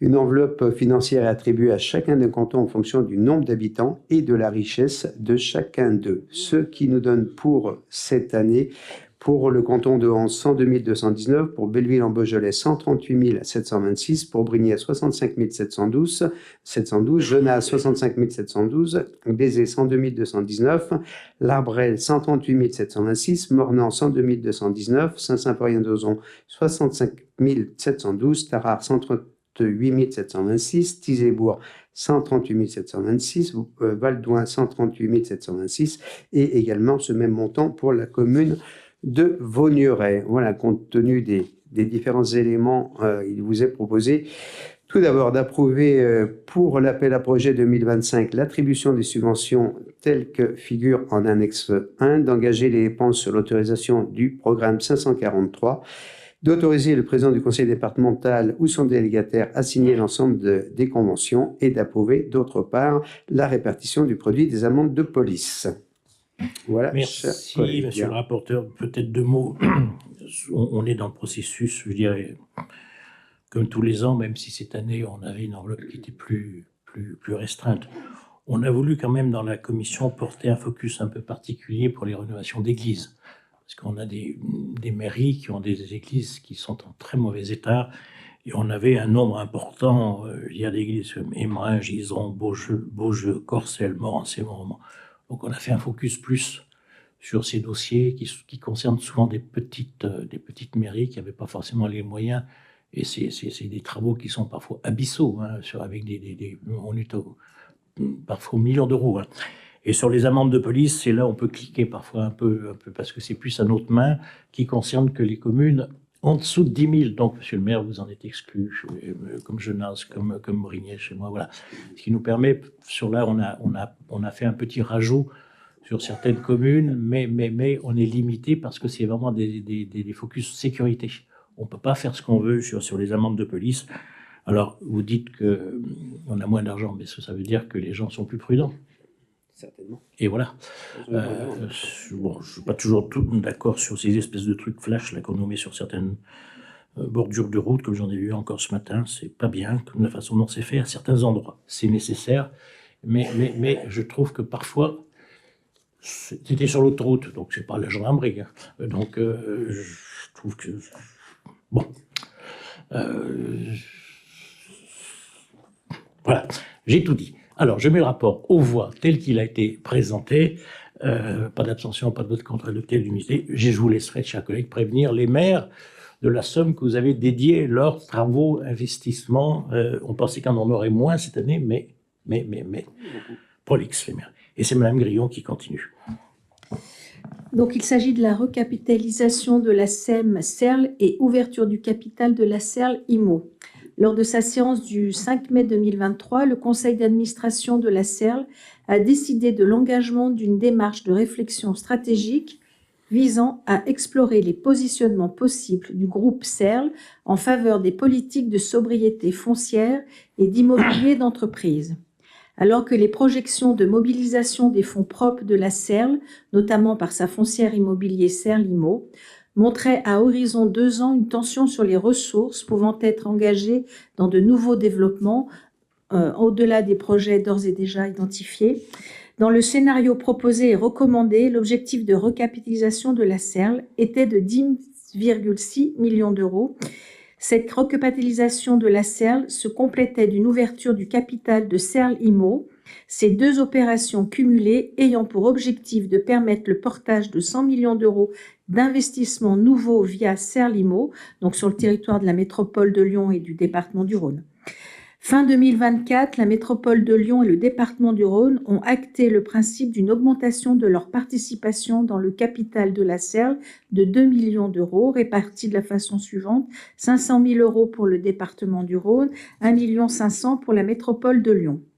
Le présent rapport vise désormais à engager la recapitalisation de la Serle et l'ouverture du capital de Serle Immo dans les conditions suivantes: recapitalisation de la Serle par le rachat des actions de XIA et de SFIC par la Caisse des dépôts et consignations, augmentation de capital par voie d'incorporation de réserves et relèvement de la valeur nominale de l'action, augmentation du capital avec maintien du droit préférentiel de souscription des actionnaires, permettant ainsi de renforcer les fonds propres de la Serle d'un montant total de 3 932 388 euros.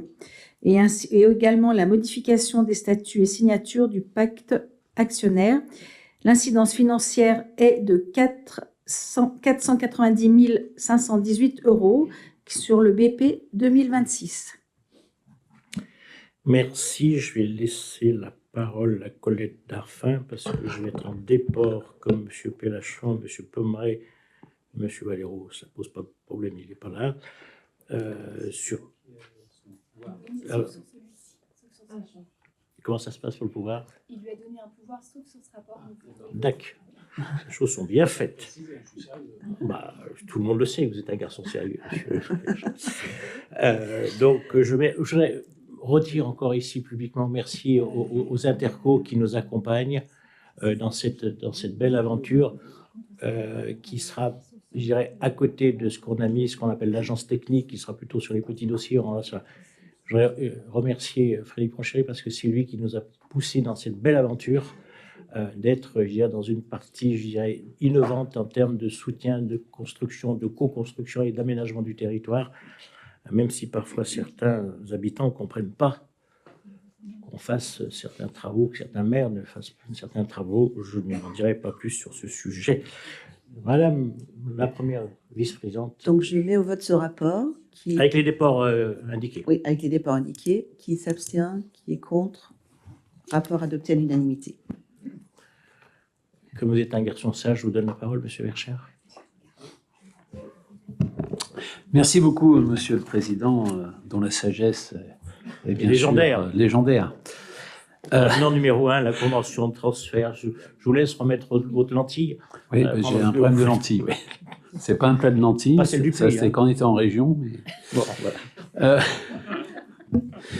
Donc, cet avenant numéro 1 à la convention de transfert de maîtrise d'ouvrage entre le département et le syndicat mixte du GIE rhodanien est relative aux travaux à vocation hydraulique, écologique et paysager du GIE à Saint-Romain-en-Ger. Vous savez que c'est un secteur qui inonde régulièrement et encore récemment. Donc, il y a des travaux importants qui sont effectués. Il y a un partenariat avec le département parce que nous intervenons sur l'aménagement de la RD 103E sur ce secteur.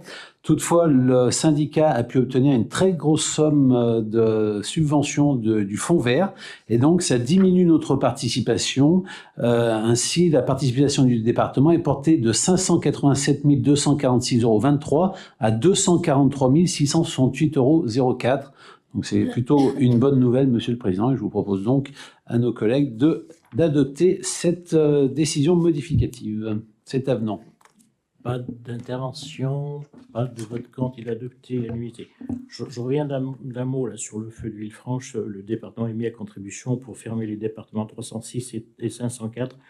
C'est un feu très important d'une entreprise de plastique. Il n'y a pas de victimes, mon colonel, je crois, pour le moment, d'après ce que m'a dit le SDMIS. Voilà. En tout cas, les services des SDMIS sont extrêmement mobilisés. Le département, j'imagine que les forces de police aussi. Voilà. On continue avec vous, Monsieur Vercher. Oui, tout à fait. C'est un rapport concernant la commune de L'Arbrel et Éveux. En fait, nous revenons sur le tracé de la déviation de L'Arbrel. Donc, nous allons étudier un nouveau tracé à la demande notamment du maire de L'Arbrel, qui est également le président de la communauté de communes du Pays de L'Arbrel. Et donc, cet avenant s'élève à 42 000 € TTC.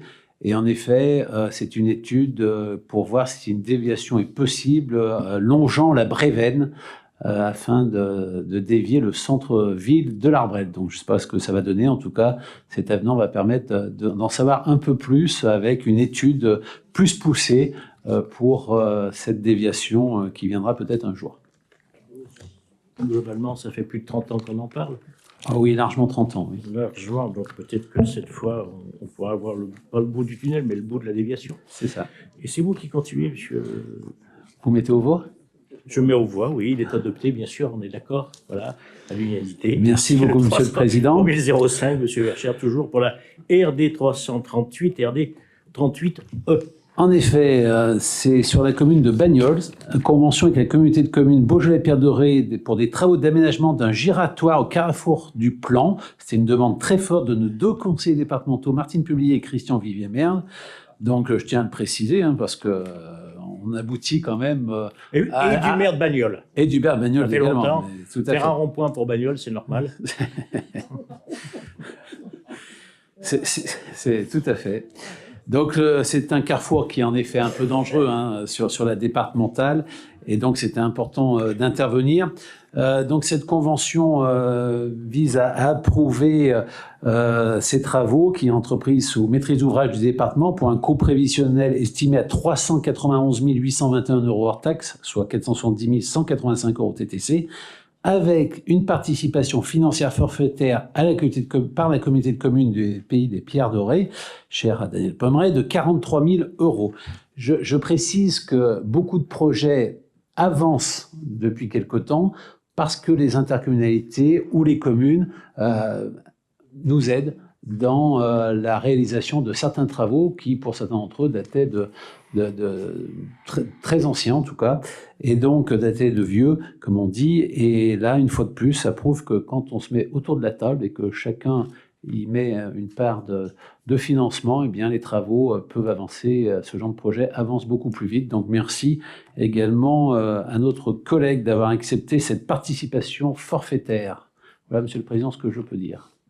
Merci. Souvent, pour faire le rond-point, il faut que les propriétaires des terrains qui sont après le rond-point veuillent bien nous vendre les terrains. Et on a un sujet comme ça dans une commune du Beaujolais, on ne va pas dire quelle commune, où on nous reproche de ne pas faire un rond-point, mais on n'a pas le terrain. Je rappellerai qu'un rond-point, globalement, c'est entre 600 et 800 000 € quand il n'y a pas de gaz. Mais pour faire un rond-point, il faut un terrain. Voilà. Et je tiens à préciser que c'est pas toujours le rond-point, parce qu'il y a une mode du rond-point, mais c'est pas toujours le rond-point qui est un plus. Des fois, on pense que le rond-point, parce que c'est bien, parce qu'on peut l'aménager dessus. Déjà, quand c'est sur une route départementale, je précise, on n'a pas le droit de l'aménager dessus. Il faut qu'on soit en agglomération, je préfère le dire, ça évite d'avoir des demandes de rond-point. Et c'est vrai que parfois on a de la peine à expliquer à nos collègues élus que le rond-point n'est pas forcément la bonne solution et qu'un aménagement de carrefour autre, souvent bien moins cher, est plus favorable à la circulation et à la sécurité des usagers. C'est l'exemple de Sainte-Consort, s'il fallait faire un rond-point à 800 000 € et j'ai fait mettre un panneau de sens interdit à 80 € et on a réglé le problème. Voilà, allez, c'est Madame Darfin après. Je mets au vote, je suis distrait aujourd'hui, pardon, je veux que ça aille vite. Pardon. Je mets au vote, il est adopté à l'unité, on est d'accord, donc c'est Madame Darfin qui prend la main. Voilà, un rapport politique agricole et forestière avec l'attribution d'aide aux investissements dans le cadre du programme stratégique national, le PSN, des fonds européens, nationaux, régionaux et départementaux. Donc, pour les opérations investir dans les productions végétales, l'acquisition de déchômeurs, défeuilleuses, de broyeurs sur les communes de Saint-Martin-en-Haut, Pommiers, Chabagnières, 3 dossiers pour une aide de 15 755 €. Sur le dispositif investir dans les productions végétales pour limiter les risques climatiques et sanitaires, là on est sur des serres, des tunnels, des filets. Donc sur les cantons de Vaugneray, Brignais, Saint-Symphorien-d'Ozon, Tizy-les-Bourgs, Mornan, Genasse, Valdoin, L'Arbrelle. Ce sont 15 dossiers pour une subvention totale de 139 518 €. Ensuite, sur le plan filière viticole, 7 dossiers pour l'achat de chenillards ou de pulvérisateurs sur les communes de Chirouble, Saint-Véran, Lausanne, Régnier-Durette, Saint-Étienne-des-Ouillères, Pommiers. Donc nous avons 7 dossiers pour 36 469 €. Dans le cadre également de notre plan ressources en eau, on a un seul dossier, c'est pour créer de l'abreuvement, un réseau d'abreuvement pour des bovins. C'est le GAEC de la Bourdonnière sur le canton de Thizy-les-Bourgs. Une aide apportée de 6 160 € sur ce dossier. Et puis également au niveau de la forêt, reboisement d'une parcelle dans le massif forestier d'Avena, une convention de partenariat entre le département et l'ONF dans le cadre d'un mécénat avec Botanique. Donc, suite à des épisodes de sécheresse et de canicule, le peuplement a dépéri. Donc, nous avons voulu repeupler et reboiser avec des essences diverses de feuillus et de résineux. Pour cela, l'ONF a travaillé un partenariat avec Botanique. Et cette opération nous permet de faire des économies à hauteur de une dépense totale de 15 500 €. Le Botanique nous apporte 10 000 €, donc la dépense pour le département ne sera que de 5 500 €. Voilà pour ce rapport. Je mets au voie le rapport tel que présenté, pas d'abstention, pas de vote contre, il est adopté à l'unanimité. C'est M. Ponchieri sur le 3007, politique ENS et biodiversité. Et biodiversité, tout à fait. Merci, Président. Chers collègues, en avril 2025, nous avions un conseil départemental et nous avions voté défavorablement pour 3 conventions avec la LPO, la Ligue de protection des oiseaux, France Nature Environnement et Arthropologia, concernant les très nombreux partenariats que nous avons sur la politique espace naturel sensible.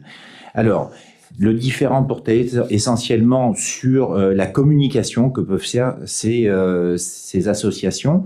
Et le but n'était pas de contredire l'objet même de ces associations qui sont très utiles. Et vous le verrez pour ceux qui les ont lus, les annexes qui sont jointes à ce rapport. L'idée, c'était de convenir d'une charte de bonne communication et une charte de bonne pratique entre le département et ses associations.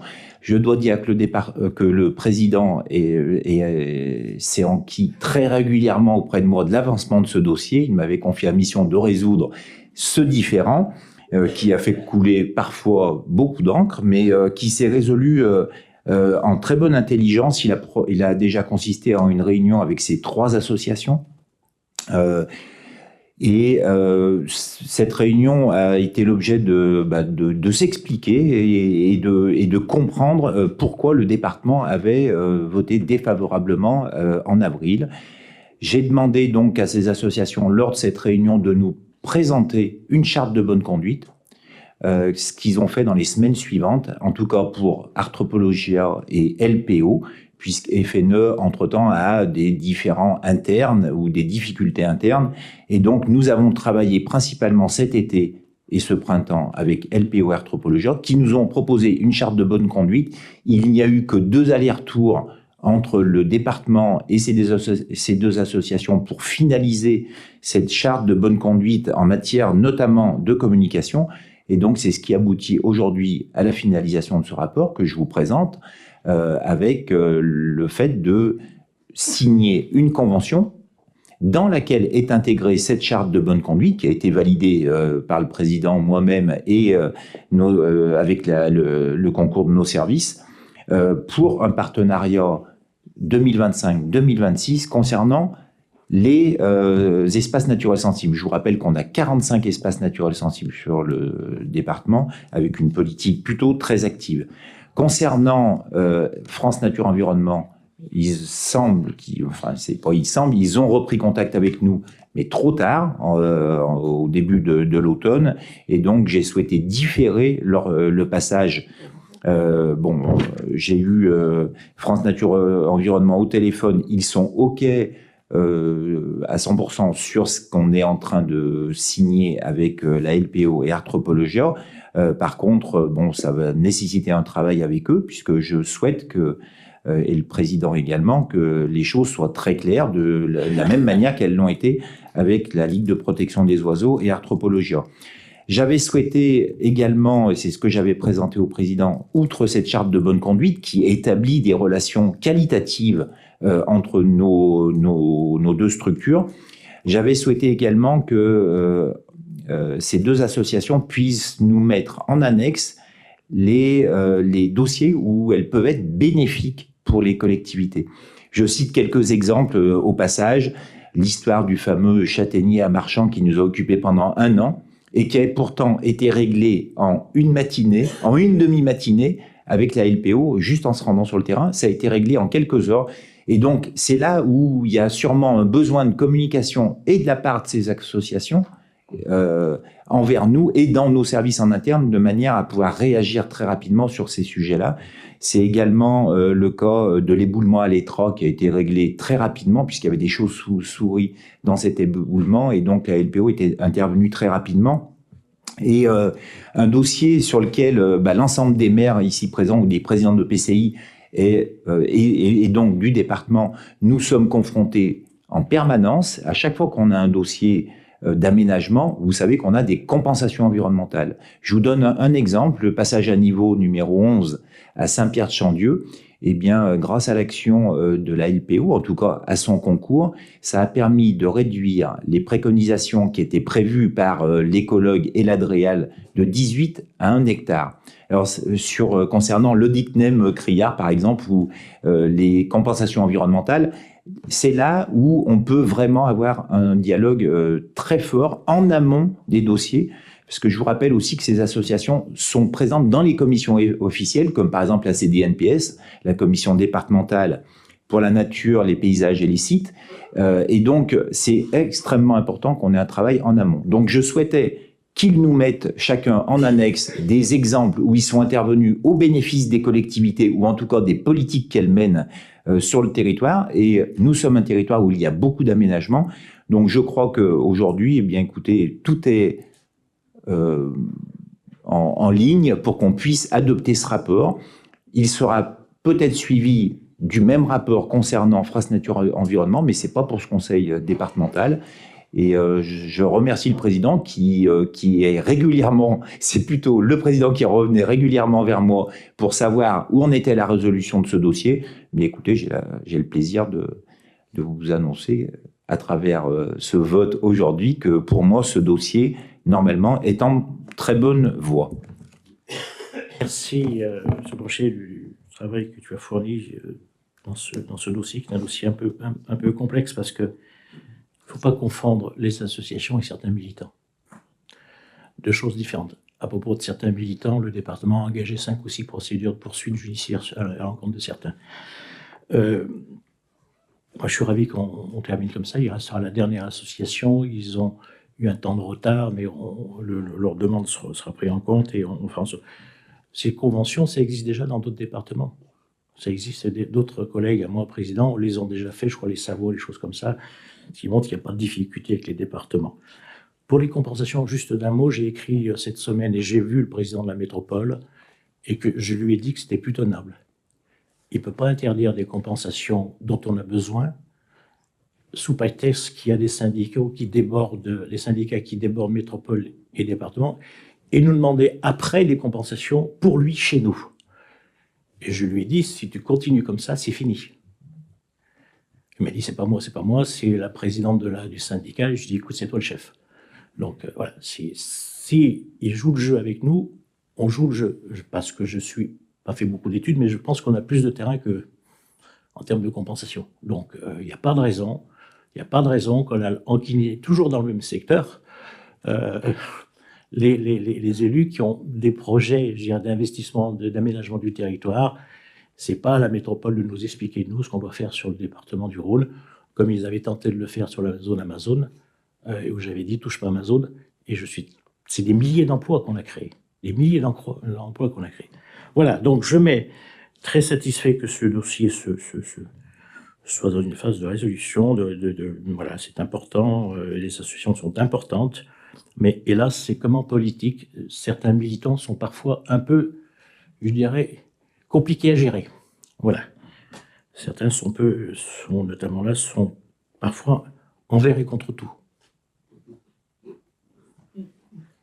Je mets aux voix, pas d'abstention, pas de vote contre. M. Bronchéry, merci. Et alors, on change commission politique et solidarité, stratégie, et c'est Madame Signan. Et alors là, on va faire un tour de passe-passe sur un déport parce qu'on s'est aperçu qu'il y avait une virgule qui concernait Madame Simian, qui a travaillé sur ce rapport pendant presque plusieurs années avec les services que je remercie, mais on va vous expliquer ça dans la phrasologie qui suit. D'accord. Mais ce n'est pas sur ce dossier, c'est l'autre d'après. Oui, mais c'est aussi toi. Merci. Alors, donc, un petit rappel. Le département est responsable des missions de protection maternelle et infantile et d'aide sociale à l'enfance. À ce titre, il pilote la politique de prévention et de protection de l'enfance sur son territoire et a contractualisé avec l'État dans le cadre de la stratégie nationale de prévention et de protection de l'enfance. Le présent rapport vise à approuver le rapport d'exécution et le bilan financier de la 4e et dernière année de la première stratégie départementale enfance-famille, avec une évaluation des actions engagées depuis janvier 2025 dans les domaines de la protection maternelle et infantile, dit PMI, et de l'aide sociale à l'enfance, l'ASE. Cette 4e année a permis de renforcer des partenariats et de financer des actions concrètes en matière de prévention et de protection de l'enfance autour de 4 engagements. Donc, agir le plus précocement possible pour répondre aux besoins des enfants et de leurs familles. Sécuriser les parcours des enfants protégés et prévenir les ruptures. Préparer l'avenir des enfants et sécuriser leur vie d'adulte. Renforcer la gouvernance et la formation. Le rapport d'exécution 2025 et le tableau de bord annexé, que vous avez dans les dossiers, présente le bilan de chacun des 21 actions mises en œuvre à triple niveau. Donc, un bilan quantitatif avec mention des indicateurs d'évaluation, un bilan qualitatif détaillant le déploiement des actions et les perspectives envisagées, et un bilan financier basé sur les dépenses réalisées sur l'année 2025. Le bilan de la 4e et dernière année de la stratégie nationale de prévention et de protection de l'enfance est positif. L'intervention de l'État aux côtés du département a permis de développer et de renforcer des actions de prévention, notamment pour réduire si possible les mesures de protection de l'enfance. Ce rapport est sans incidence financière. Les dépenses prévisionnelles ayant été approuvées par l'Assemblée le 17 décembre 2024, concomitamment à la signature de l'avenant pour l'exercice 2025. Voilà, Monsieur le Président. Merci, Madame Simian. Je mets le rapport aux voix tel qu'il a été présenté par Mireille. Pas d'abstention, pas de vote contre. Pour l'honorable Assemblée, on est presque au bout. Hein. Oui. Voilà, Mireille. Alors, on va faire en 2 voix, parce qu'il y a une partie dont tu... Alors, on invoquera l'article 41 sur le déport ou sur le... moi, je vais présenter... Et on fera une disjonction sur un article, et c'est... il le présente après. Voilà. Si vous êtes avec des d'accord. déports aussi, encore. D'accord. Allez, vas-y. Donc là, le département est responsable des missions de protection maternelle et infantile et d'aide sociale à l'enfance en qualité de pilote de la politique de prévention et de protection de l'enfance sur son territoire. Le département a adopté pour les années 2021-2024 une première stratégie départementale de l'enfance et de la famille et a contractualisé avec l'État, lui permettant de bénéficier de moyens supplémentaires. Une instruction du 29 avril 2025 vient proposer au département volontaire de contractualiser sur une nouvelle stratégie au titre des années 2025-2027. Elle vise 2 engagements prioritaires, celui de la prévention et celui de la qualité d'accueil des enfants confiés. Ainsi, ce contrat permet de financer la poursuite d'actions engagées, contribuant à la prévention et à la protection de l'enfance et mises en œuvre par des partenaires par voie de subvention. Ceci permet notamment de poursuivre la réalisation des bilans visuels en école maternelle réalisés par des orthoptistes vacataires, le soutien auprès de 6 associations de médiation familiale, le maintien de l'équipe mobile pédopsychiatrique qu'on appelle Résilude, portée par le centre hospitalier de Saint-Cyr-au-Mont-d'Or, la mise en œuvre des 2 pôles ressources handicap portés par les associations La Souris Verte et 2 Petits Pas pour Demain, l'antenne de la maison des adolescents sur Belleville portée par le centre hospitalier de Saint-Cyr-au-Mont-d'Or, l'action des jeunes ambassadeurs des droits de l'enfant, les actions de promotion de la santé avec l'association Promotion Santé. Ce contrat permet également de valoriser de nombreuses dépenses déjà engagées par le département et notamment la création de 12 places dans 3 lieux de vie et d'accueil qu'on appelle LVA. Ces places sont destinées à accueillir des enfants en difficulté, et notamment des enfants accueillis à ce jour en accueil dérogatoire dans des structures non habilitées. L'intégration de cette dépense dans la stratégie permet de sécuriser les placements de l'ASE. Ce contrat permet en outre au département de poursuivre sa politique d'amélioration de la santé des enfants confiés. Enfin, un des objectifs de cette contractualisation est de soutenir toutes les formes d'accueil à dimension familiale en protection de l'enfance, alternatives au placement en établissement. C'est aussi l'objectif de la loi du 7 février 2022 relative à la protection des enfants qui prévoit dans le cadre judiciaire l'évaluation systématique de la possibilité de recourir à des tiers avant toute orientation vers un accueil institutionnel.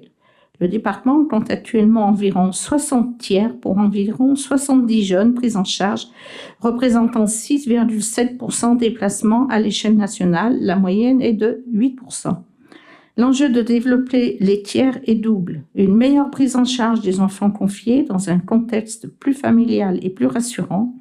Une baisse des coûts de placement puisque l'accueil chez un tiers est moins coûteux qu'un placement en établissement ou chez un assistant familial. Avec le soutien financier de l'État, le département propose d'expérimenter une équipe spécialisée, évaluation et accompagnement des tiers. Au-delà, dans le même esprit d'appui sur l'entourage de l'enfant ou sur la société civile et de construction d'un lien durable pour enfants, le département s'engage dans le développement du parrainage des enfants de l'ASE, qui est également une obligation de la loi du 7 février 2022. Ainsi, le présent rapport vise à approuver le contrat départemental de prévention et de protection de l'enfance 2025-2027 pour une mise en œuvre du plan d'action entre 2026 et 2028 avec plusieurs conventions de partenariat associées. Donc, le projet s'élève à 2 662 970 € par an sur 3 ans. L'État s'engage à apporter 1 366 175 € en recettes, avec un engagement ferme sur les 2 premières années et un engagement à confirmer sur la 3e année de la contractualisation. La part départementale s'élève à 1 296 795 €, dont des dépenses déjà engagées. Et donc, voilà, il faut peut-être mettre au voie, puis je passe... C'est une première partie que tu as présentée, et après on laissera Morgane présenter la deuxième partie. Est-ce que cette première partie présentée de ce rapport, est-ce qu'il y a des abstentions des votes contre? Je laisse la parole à Morgane, pour lequel on aura donc un déport de Mireille, de Madame Lafay, de Madame Geoffrey, de Monsieur Ravier, de Madame Chapeau, de Monsieur Vivier-Merle, parce qu'ils sont représentants du département à la DEPAP. Voilà. Morgane, vous avez la parole. Alors, j'ai été brièvement briefé et je ne partage pas l'expérience de Mireille sur la question. C'est un document, vous l'avez senti, très conséquent et une politique extrêmement vaste. Je suis sur une virgule, comme vous l'avez dit, Président, puisqu'il s'agit du cadre du soutien aux jeunes sortant de l'aide sociale à l'enfance et à la participation des jeunes aux politiques, concernant justement 2 associations. Donc, la première, il s'agit de l'association départementale d'entraide entre les pupilles et anciens pupilles de l'État. Il s'agit de continuer notre participation à hauteur de 20 000 € par an. Et ensuite, pour la deuxième association qui agit dans le cadre de la promotion santé, il s'agit de passer nos crédits de 10 000 à 20 000 € dans le cadre de la stratégie et de 10 000 € dans le cadre de ces objectifs de prévention et d'éducation à la santé. Un rappel simplement qu'il a été déjà financé l'année 2026 et que là, il s'agit de l'année 2027 pour justement les baisses dont je vous ai parlé. Merci Morgane. Donc, sous le principe de la disjonction, je mets cette deuxième partie du rapport avec le déport pour nos collègues qui sont membres de la DEPAP aux voix. Est-ce qu'il y a des abstentions, pas de vote contre, adopté l'unité? Peut-être d'un mot sur ce sujet, et peut-être plus particulièrement pour le public qui est ici. On est dans nos prérogatives, je veux dire, de la protection de l'enfance, hein, comme je dis souvent, avant le quart des naissances, jusqu'à pour certains, dans ce qu'on appelle les jeunes adultes. Là, c'est un peu curieux, mais c'est comme ça. Avec de la pouponnière qui est à Frontenac, qui est un lieu assez particulier, et avec des jeunes après plus grands qui nous sont confiés, pour certains en décision de justice, soit dans des associations soit à la main de familles qui les accueillent, avec des jeunes qui sont parfois dans des parcours de vie mais complètement cabossés, des jeunes qui ont des souffrances. Et c'est peut-être mieux parfois qu'ils soient dans des familles, mais les familles sont manquantes. On en cherche. Ici, autour de vous, vous avez des gens qui sont prêts à être dans ce... Avec certains jeunes qui sont extrêmement compliqués, notamment ceux qui reviennent de pays un peu complexes ou qui sont en territoire de guerre, qu'on récupère directement par le ministère. Voilà. Et puis d'autres qui sont encore beaucoup plus compliqués, dont certains sont des délinquants. On en a même un très très jeune qui est fiché au grand banditisme. Et c'est un vrai sujet pour nous. On n'est pas, je dirais, toujours en capacité d'accompagner ces jeunes. Parfois, ils devraient plutôt être mis à la main de l'État. Je veux dire, voilà, la PJJ, parce que on n'a pas les compétences, on n'a pas... Voilà, et c'est des jeunes qui fuguent, qui sont compliqués et qui parfois emmènent certains de leurs collègues, je veux dire, dans des réseaux, je veux dire, particuliers. Je veux dire, voilà, c'est compliqué, mais c'est notre attribution, c'est nos compétences. On le fait avec beaucoup de loyauté, je dirais beaucoup de détermination, et merci encore aux agents, parce que c'est compliqué. Les difficultés familiales, les drames familiaux, c'est très souvent les week-ends. Et c'est là où on intervient quand il faut aller chercher des enfants qu'on nous amène. Il faut aller les chercher sur un aéroport militaire à Paris. C'est aussi notre rôle dans la discrétion la plus complète.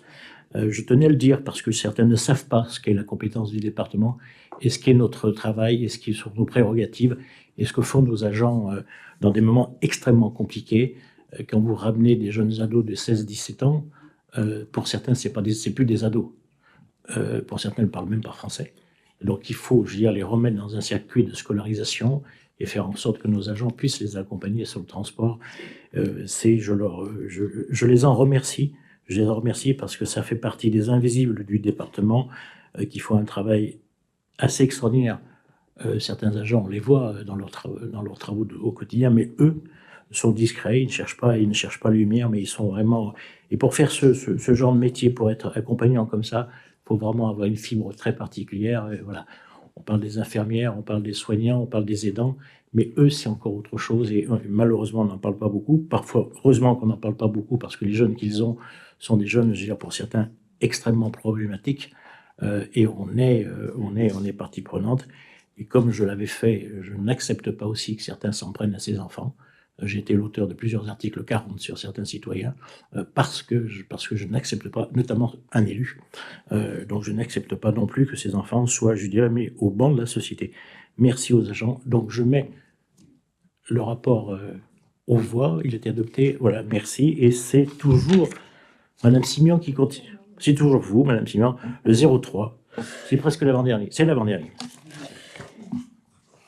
Donc, dans le cadre de sa politique de lutte contre les violences intrafamiliales, le département a soutenu financièrement en juin 2023, par une subvention d'investissement de 94 000 € la création d'une offre de logement accompagnée à destination des victimes de violences intrafamiliales sur son territoire. Ce projet, géré par l'association Habitat et Humanisme, doit se créer dans le centre-bourg de Chaponneau. Un retard significatif dans l'avancée des travaux a été pris en raison des retards de subvention, notamment de la région. Ces délais ont de plus eu un impact sur le coût global du projet. Toutefois, le besoin de places de logement dédiées aux victimes est toujours fortement présent. Il est ainsi proposé un avenant permettant une prorogation de la convention attributive de subvention jusqu'au 30 juin 2027 afin de couvrir la nouvelle date prévisionnelle de fin des travaux.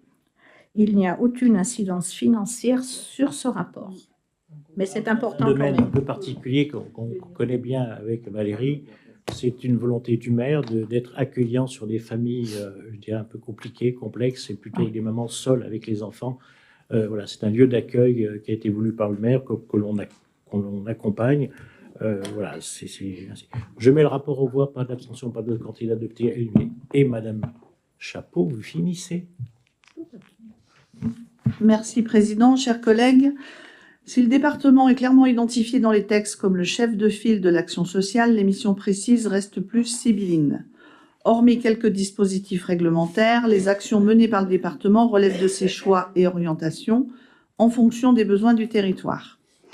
En l'absence d'une offre de service clairement définie par le département, le retrait de plusieurs acteurs du secteur social et la complexification des dispositifs d'accès aux droits amènent le département à intervenir sur un ensemble d'activités qui ne relèvent pas de ses compétences, mais aussi à intervenir de manière différente selon les secteurs. La définition d'une offre de service claire et harmonisée est donc devenue essentielle. C'est l'objet de ce rapport, en ce qu'il vous propose un document de référence, le RASO, référentiel de l'action sociale. Dans un premier temps, le document définit les publics prioritaires du département.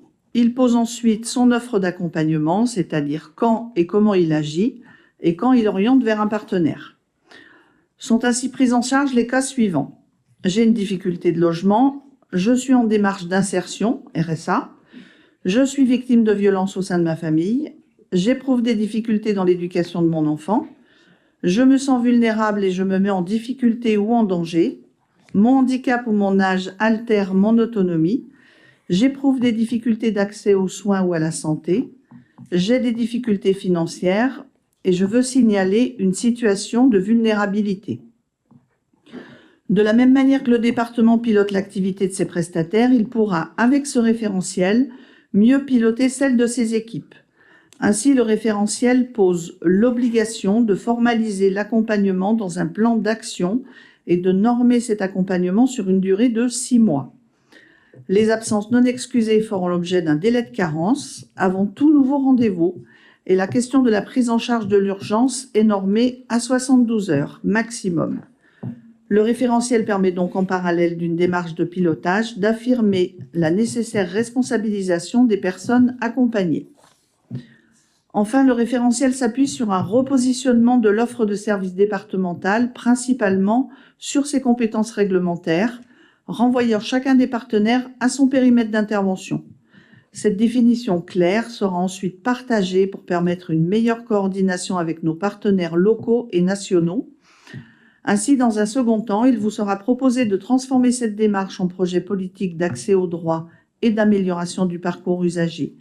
Une contractualisation locale avec les EPCI pourrait être envisagée pour articuler les accompagnements du département et ceux de ses partenaires. Merci, Madame Chapeau. S'il n'y a pas d'intervention, je mets le rapport aux voix. Pas d'abstention, pas de vote contre. Il est adopté. Et nous en avons fini avec l'ordre du jour. Peut-être plusieurs mots. Hier soir, nous avons inauguré une nouvelle maison du Rhône à Genasse, avec une partie soins, je dirais, dédiée à la population, notamment sur les jeunes, et puis les moins jeunes, bien évidemment, avec un CPDS sur place. Merci, Morgane, mais aussi merci au maire de Genasse qui a beaucoup contribué. Alors, un collège neuf, une maison du Rhône neuf, il va avoir une compagnie de gendarmerie, c'est Genasse, place de Bille, hein, ce moment-là.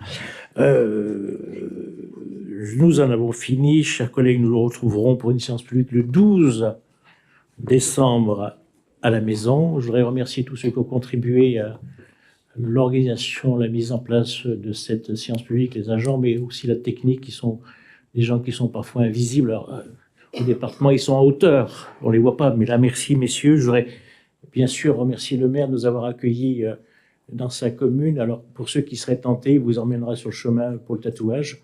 Hein, vous pouvez, tout ce qui est tatoué est à moi, donc vous pouvez y aller de ma part. Merci en tout cas, et je voudrais redire à Christine, elle est là, merci encore, et je sais qu'on fait votre pot de départ cette semaine ou la semaine prochaine, mais merci pour tout.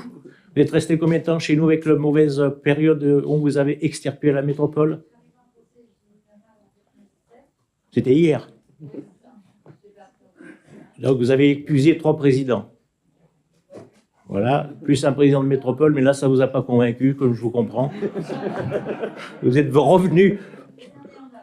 Vous aviez fait partie des 4000 qui étaient partis pour un prompt renfort à la métropole, mais vous êtes revenu chez nous, et je crois que vous avez bien fait. Voilà. Vous êtes passé de la grande maison à la petite famille, c'est bien. Merci en tout cas, non, enfin, on vous avait poussé à la quitter. Merci pour tout, merci à travers vous. C'est aussi tous les agents que je remercie qui sont, je dirais, dans cette belle maison qu'est le département. Nous en avons fini, sauf s'il y avait des prises de parole des uns et des autres. Je comprends, vous avez tous faim et soif, alors que je vous donne rendez-vous à la buvette, au petit bar. Tout le monde est invité, même ceux qui sont derrière. Voilà, la maison familiale, les maisons familiales rurales vont pouvoir payer impôt avec tout ce qu'on leur a donné comme argent aujourd'hui. Merci à vous tous.